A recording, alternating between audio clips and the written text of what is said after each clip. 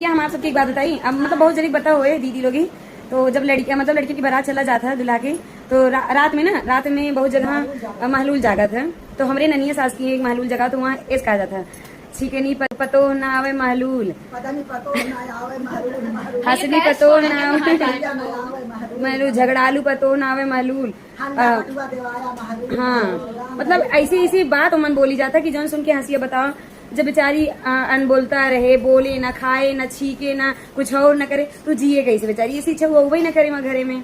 तो आप सब बताइए, आप सबकी भी ऐसे महलूल जागत है कि ना? गूंगी ना आवे, लड़नी ना आवे, झकनी ना आवे, और कुछ मतलब कहा जाता है, हकनी ना आवे।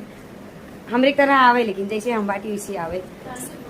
जैसे हमारे सास के पतो हम मिले, वैसे भगवान करे हैं सब सास के हमारे जैसे पतो मिले। जैसे हमारे सीधी सास के हमारे जैसे पतो मिले, वैसे राम करें सब सीधी सास के हमारे जैसे पतो मिले।